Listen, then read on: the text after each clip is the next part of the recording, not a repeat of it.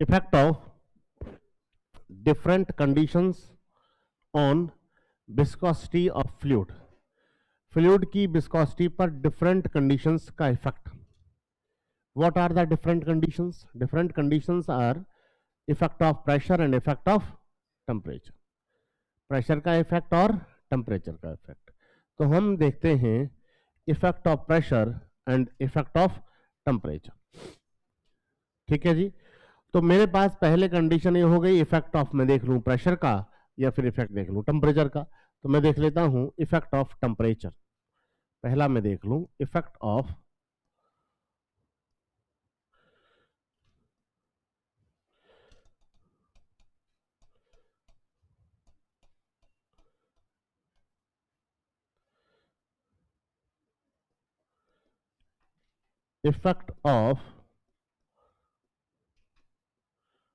Temperature. Temperature का मैं effect देखूंगा तो मेरे पास दो कंडीशन होंगी, डायनेमिक विस्कोसिटी और काइनेमेटिक विस्कोसिटी। यस और नो? तो पहला मेरे पास हो गया डायनेमिक विस्कोसिटी।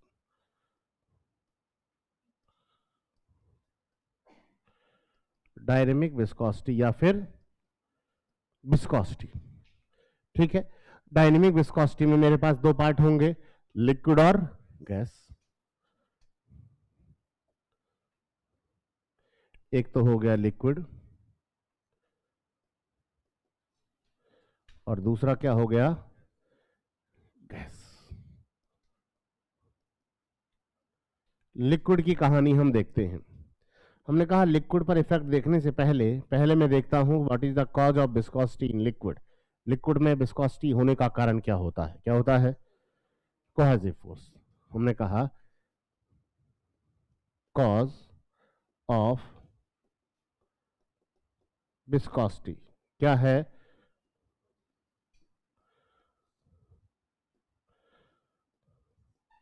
Cohesive force. अगर कोहेसिव फोर्सेस में चेंजेस होंगे तो विस्कोसिटी में भी चेंजेस होंगे। अगर कोहेसिव फोर्स चेंज नहीं होंगे तो विस्कोसिटी भी चेंज नहीं होगी। तो मैं यहां से टेम्परेचर को इंक्रीज करता हूं, हम देखते हैं कि कोहेसिव फोर्स चेंज होगा या फिर नहीं होगा। If we increase the temperature then होता क्या है? जब टेम्परेचर हम इंक्रीज करते हैं किसी लिक्विड पर टेम्परेचर इंक्रीज करते हैं तो लिक्विड के बॉन्ड टूटना स्टार्ट कर देते हैं। यस और no? Bond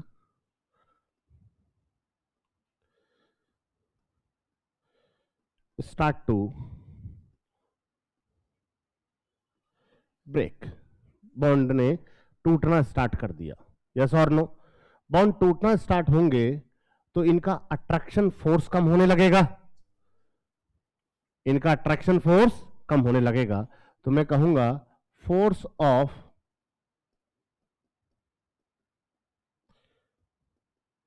attraction is decrease. Yes और नो? फोर्स ऑफ अट्रैक्शन क्या हो गया? Decrease. If force of attraction is decrease और फोर्स ऑफ अट्रैक्शन डिक्रीज हो गया मतलब यही इंटरनल रेजिस्टेंस डिक्रीज हो गया। भाई अट्रैक्शन फोर्स जितना ज्यादा होगा उतना ही विस्कोसिटी था।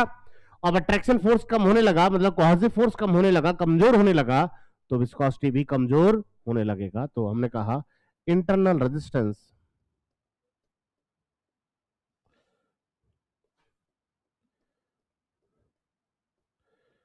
Is decrease. इंटरनल रेजिस्टेंस क्या हो जाएगा? डिक्रीज। और इंटरनल रेजिस्टेंस डिक्रीज मतलब viscosity is decrease. Condition is that simple. If temperature is increase then viscosity of liquid is decrease.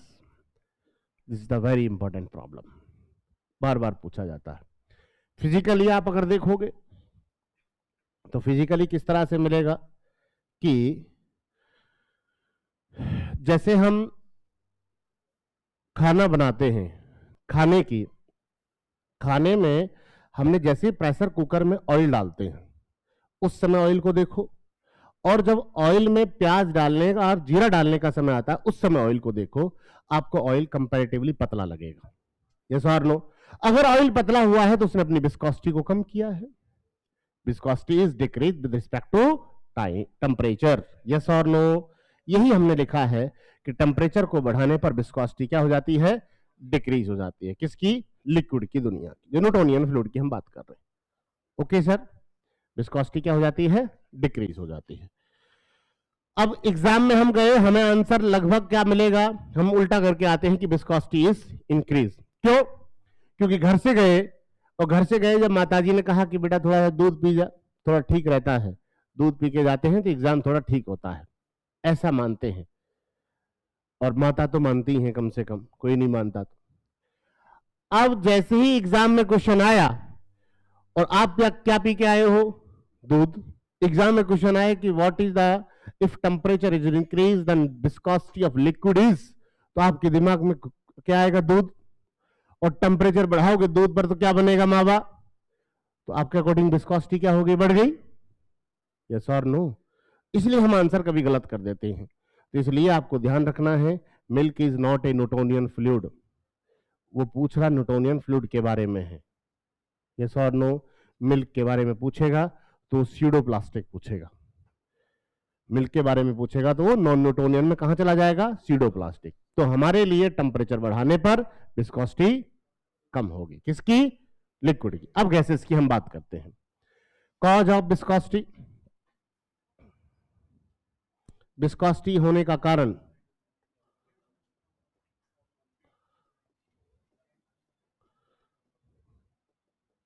Random motion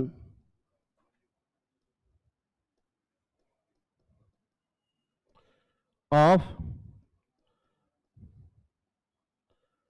molecules.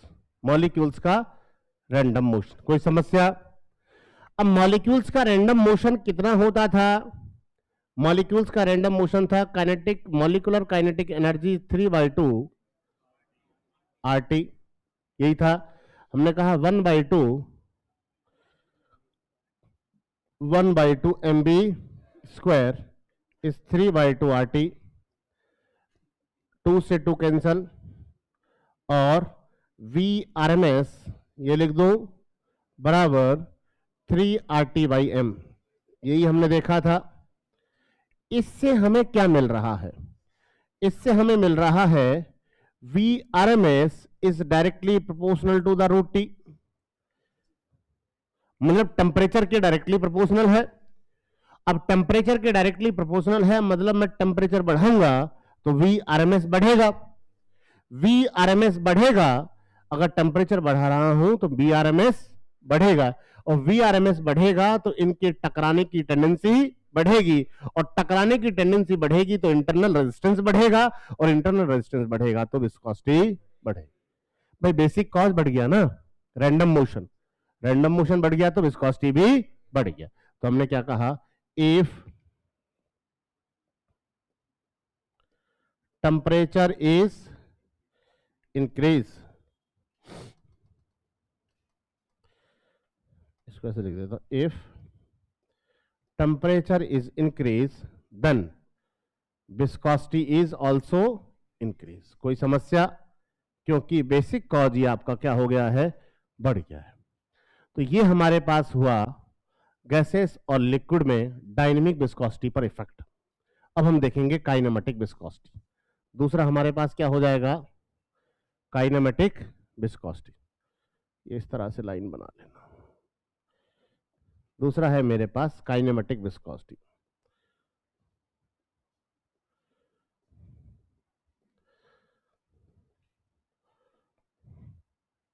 Kinematic viscosity में भी वही कहानी, लिक्विड एंड, ये है लिक्विड, और दूसरा है हमारे पास गैस. इसमें कोई लोड नहीं है. हमने कहा काइनेमेटिक विस्कोसिटी बराबर होता है dynamic viscosity upon density. Dynamic viscosity temperature बढ़ाने पर लिक्विड का क्या हो रहा है?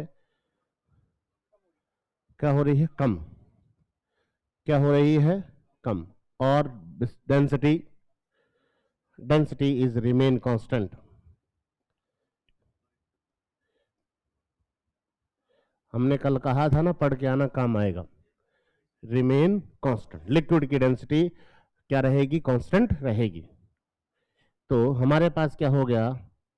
If temperature is increase then kinematic viscosity is also decrease. Directly proportional जैसा हो गया, यस और नो। दूसरा मेरे पास क्या है? लिक्विड। अब लिक्विड के लिए भी काइनेमेटिक विस्कोसिटी बराबर dynamic viscosity upon density. This value is increase और डेंसिटी इज डिक्रीज। अब इस चीज को बढ़ने के लिए या तो ऊपर वाला इंक्रीज होना चाहिए था या नीचे वाला डिक्रीज, तो दोनों हो रहे हैं, तो ये विस्कोसिटी बहुत तेजी से बढ़ती है, बहुत हाई रेट से बढ़ती है। If temperature is increase then viscosity is increased at very high rate. Yes or no? Viscosity is increased at very high rate. बहुत तेजी से क्या करती है? इंक्रीज करती है। कोई समस्या? ये हमारे पास कंडीशन है डायनेमिक विस्कोसिटी की और काइनेमेटिक विस्कोसिटी की। किसके साथ? टेम्परेचर के साथ। तो पहले टॉपिक लिखें, फिर लिखें।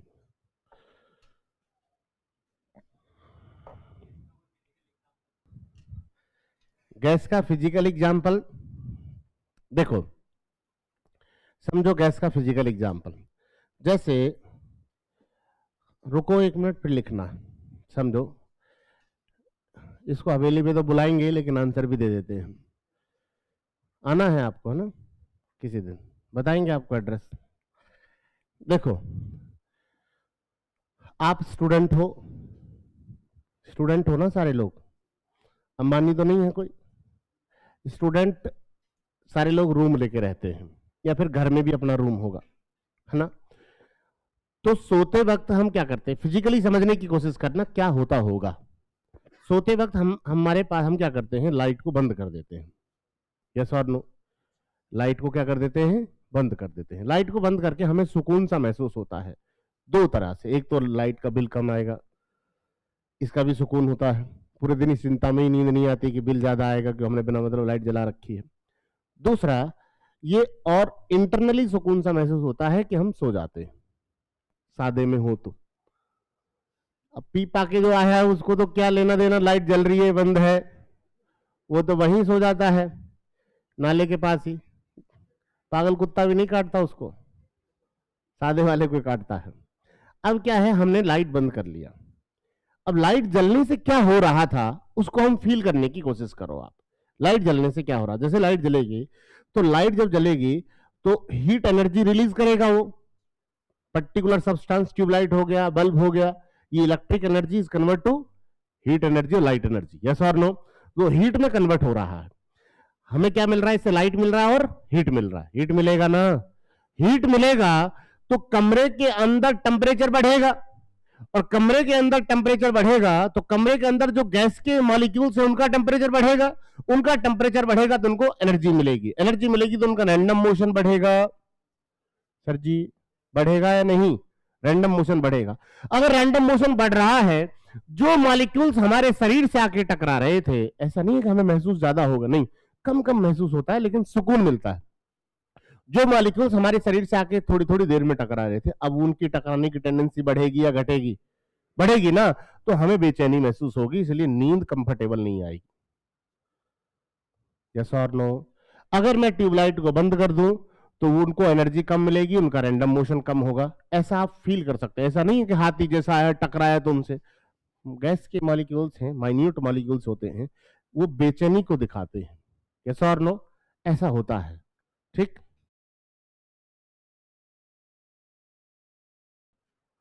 टेम्परेचर के इफेक्ट में हमें कंक्लूजन मिला, टेम्परेचर बढ़ाने पर लिक्विड की विस्कोसिटी तो कम होती है, डायनेमिक विस्कोसिटी, और गैसेस की विस्कोसिटी बढ़ती है। ठीक है जी? और काइनेमेटिक विस्कोसिटी इसका रिलेटेड टॉपिक है, उसमें भी ये डिक्रीज हो रहा है और यहाँ पर बढ़ रहा है बहुत तेजी, बहुत हाई रेट से। हमें देखना है डायनेमिक विस्कोसिटी और काइनेमेटिक विस्कोसिटी पर इफेक्ट अब प्रेशर का। किसका इफेक्ट? प्रेशर का। तो हमारा दूसरा टॉपिक होगा effect of pressure.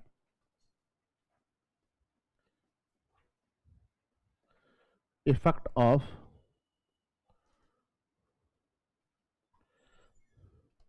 Pressure, pressure का इफेक्ट। कहानी वही, दो कंडीशन, डायनेमिक विस्कोसिटी और काइनेमेटिक विस्कोसिटी, और डायनेमिक विस्कोसिटी में भी लिक्विड और गैस के लिए। ध्यान से समझ लेना। यह है मेरे पास पहला डायनेमिक विस्कोसिटी,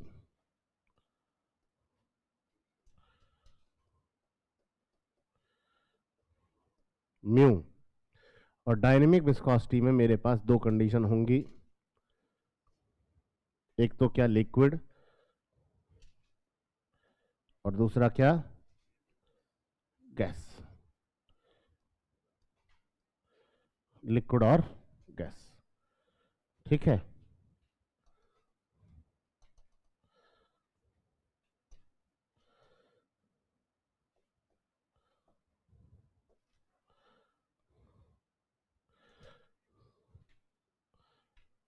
ये चलेगा। लिक्विड में कॉज ऑफ विस्कोसिटी क्या होता है?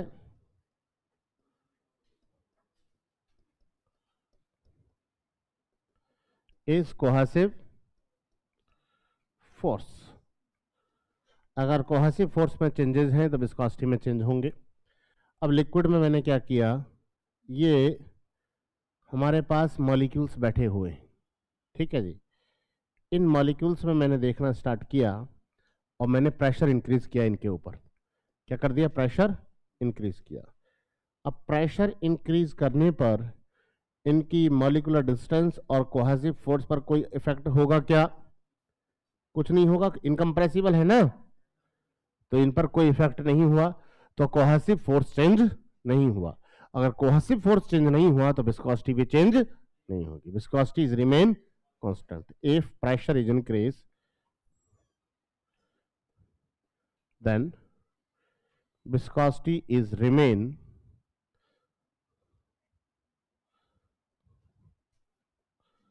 constant। विस्कोसिटी रहेगी कांस्टेंट, क्योंकि मैंने प्रेशर जब इसके ऊपर इंक्रीज किया है तो इसकी बेसिक कॉज पर कोई इफेक्ट नहीं हुआ, और बेसिक कॉज पर कोई इफेक्ट नहीं हुआ तो विस्कोसिटी पर भी कोई इफेक्ट नहीं होगा। दूसरा है मेरे पास क्या? गैस। गैस का basic cause random motion. Gas का बेसिक कॉज क्या है? Random motion. Cause of viscosity लिख देता हूं, cause of viscosity is random motion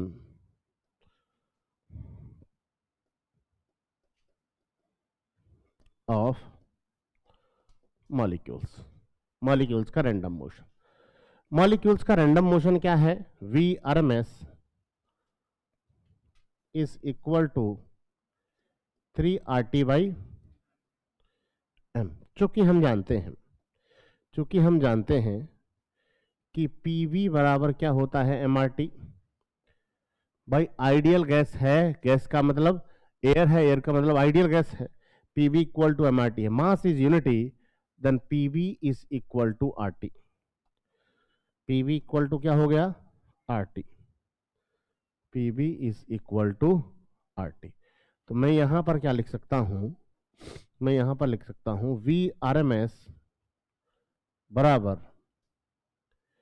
3PV upon m।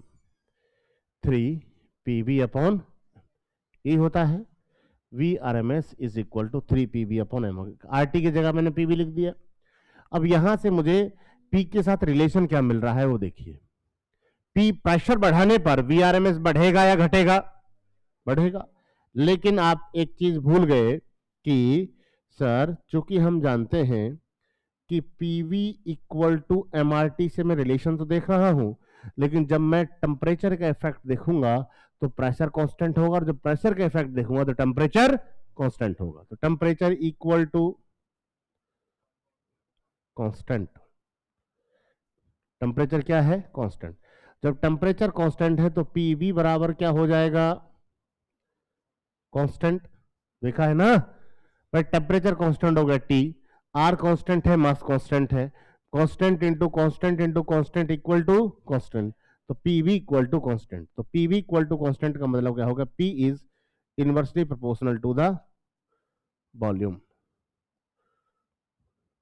इसे हम बोलते हैं बॉयल्स लॉ, पढ़े हो, P is inversely proportional to the volume, कोई समस्या, वॉल्यूम के ये इनवर्सली प्रोपोर्शनल है, ये हमारे पास वॉल्यूम है, मतलब मैं जितना प्रेशर यहां पर इंक्रीज करूंगा, जितना प्रेशर यहां पर इंक्रीज करूंगा उतना ही वॉल्यूम डिक्रीज हो जाएगा,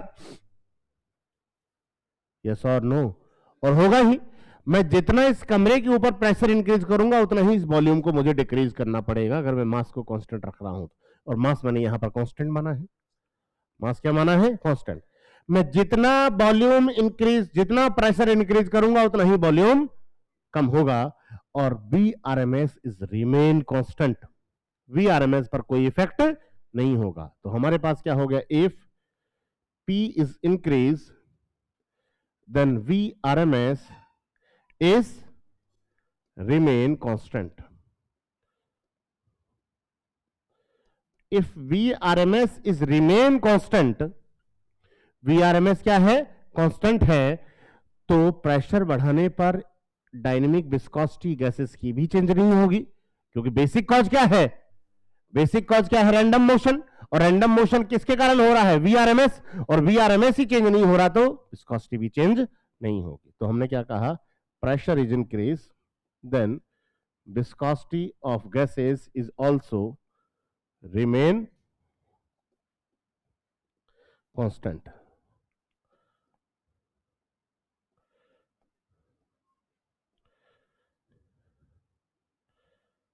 कोई समस्या किसी को, विस्कोसिटी क्या है, remain constant.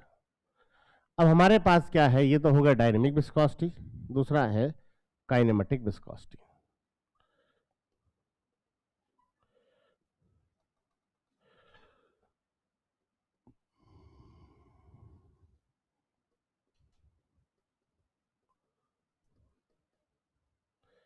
Kinematic viscosity new,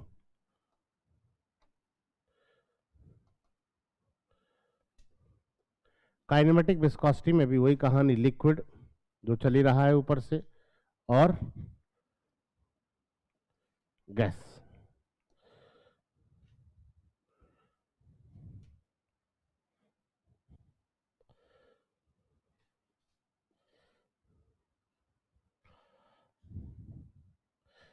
अब लिक्विड के लिए क्या हो जाएगा, लिक्विड के लिए क्या हो जाएगा जी, kinematic viscosity is dynamic viscosity upon density, this is remain constant, और ये भी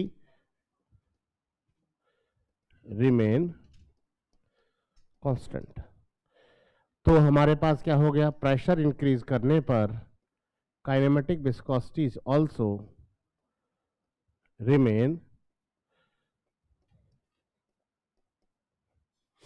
कांस्टेंट, काइनेमेटिक विस्कोसिटी भी क्या है, कांस्टेंट है लिक्विड के लिए। अब गैसेस के लिए क्या हो जाएगा, kinematic viscosity is dynamic viscosity upon density, ये क्या हो गया, रिमेन कांस्टेंट, और ये वैल्यू इंक्रीज, प्रेशर बढ़ाने पर डेंसिटी क्या कर जाती है, इंक्रीज, तो प्रेशर इंक्रीज करने पर काइनेमेटिक विस्कोसिटी इज डिक्रीज, भाई ये इंक्रीज करेगा तो ये डिक्रीज करेगा, ये हमारे पास रिलेशन निकल का है।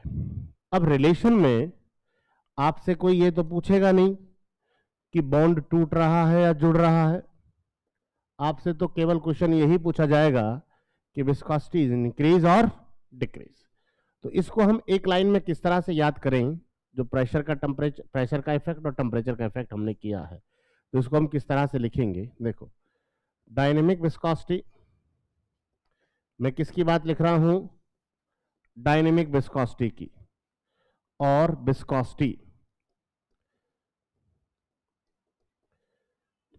काइनेमेटिक विस्कोसिटी ऑटोमेटिक याद है, क्योंकि डायनेमिक विस्कोसिटी मालूम है, डेंसिटी मालूम है, तो काइनेमेटिक विस्कोसिटी तो हम निकाल लेंगे. काइनेमेटिक डायनेमिक विस्कोसिटी और viscosity is function of pressure and temperature. क्या ये लाइन सही है कि यह प्रेशर और टेम्परेचर का फंक्शन होती है? कौन? Dynamic viscosity. क्योंकि टेम्परेचर का तो फंक्शन थी, लेकिन प्रेशर का फंक्शन नहीं है. क्यों नहीं है? देखो ऊपर, प्रेशर की अगर हम देखें बात, डायनेमिक विस्कोसिटी इसमें भी कांस्टेंट है, लिक्विड के लिए भी और गैस के लिए भी कांस्टेंट है. तो प्रेशर के साथ तो प्रेशर के साथ डायनेमिक विस्कोसिटी वेरी नहीं करेगी, मतलब प्रेशर का फंक्शन नहीं है. जब प्रेशर का फंक्शन नहीं है तो इसको आप क्या करोगे, इस तरह से डब्बे में बंद करके इस तरह से काट दो. अब इस लाइन से ये तो कंफर्म हो गया कि हमें वापस चेक नहीं करना है कि प्रेशर बढ़ाने पर डायनेमिक विस्कोसिटी लिक्विड और गैसेस की बढ़ेगी या घटेगी, वो तो हमेशा क्या रहेगी? कांस्टेंट. ये तो हो गया. अब रही बात किसकी? टेम्परेचर की. टेम्परेचर में भी दो कहानी होंगी, एक तो क्या होगा? लिक्विड, और दूसरा क्या होगा? गैस. लिक्विड के लिए क्या होगा? लिक्विड के लिए विस्कोसिटी क्या करेगी? कम होगी, और गैसेस के लिए विस्कोसिटी बढ़ेगी. एक लाइन से पूरा कंक्लूजन निकल के आया है. एक लाइन हमने किया है, उससे पूरा कंक्लूजन निकल गया जो भी हमने स्टडी किया था. कोई समस्या? नोट करें इसको.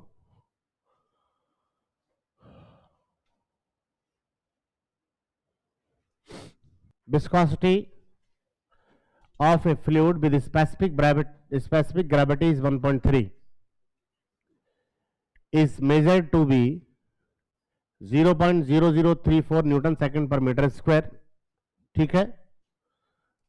It's kinematic viscosity in metre square per second is, इसकी काइनेमेटिक विस्कोसिटी निकालनी है.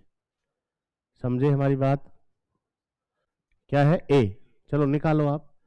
स्पेसिफिक ग्रेविटी दिया हुआ है, जिनका निकल गया उनके लिए गिवन कितना दिया है? स्पेसिफिक ग्रेविटी 1.3 और डायनेमिक विस्कोसिटी दिया है 0.0034 न्यूटन पर मीटर स्क्वायर इंटू सेकेंड. निकालना है काइनेमेटिक विस्कोसिटी. निकालो. 2.6 इंटू 10⁻⁻6. सबका आ गया? ऐसे प्रॉब्लम्स आते हैं छोटे छोटे. ठीक है. इसमें हमें करना क्या है? हम जानते हैं कि काइनेमेटिक विस्कोसिटी होता है dynamic viscosity upon density. Dynamic viscosity आपको गिवन है, क्या नहीं गिवन? डेंसिटी. तो डेंसिटी आप किससे निकालोगे? से स्पेसिफिक ग्रेविटी से क्या निकालोगे? डेंसिटी. हम जानते हैं डेंसिटी ऑफ फ्लूइड बराबर कितना हो जाएगा? Specific gravity of fluid into density of standard fluid. यही होगा ना? तो हमारे पास कितना हो जाएगा? 1.3 इंटू 1000 इक्वल टू 1300 किलोग्राम पर मीटर क्यूब. यही हुआ. तो काइनेमेटिक विस्कोसिटी बराबर डायनेमिक विस्कोसिटी अपॉन डेंसिटी, और डायनेमिक विस्कोसिटी कितना है? 0.0034 और ये 1300. तो आंसर आ रहा है 2.6 into 10⁻⁻6 metre square per second. यही आ रहा है ना?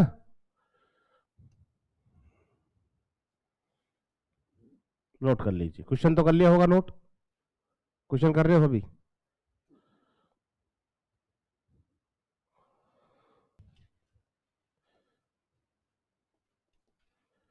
relation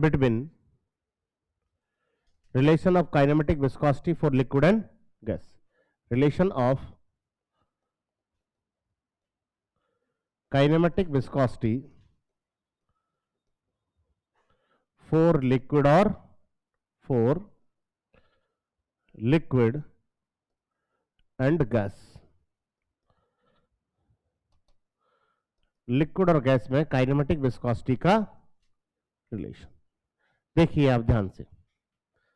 कोई नया टॉपिक नहीं है, हम जानते हैं kinematic viscosity equal to dynamic viscosity upon density, यही होता है। तो मैं करूं अगर काइनेमेटिक विस्कोसिटी ऑफ गैस बराबर dynamic viscosity of gas upon density of gas. Dynamic viscosity of gas कितना है? डायनेमिक विस्कोसिटी ऑफ गैस कितना है? 0.000018 पास्कल इंटू सेकेंड, यही था। और इसका डेंसिटी कितना था? 1.21 समथिंग। और काइनेमेटिक विस्कोसिटी ऑफ लिक्विड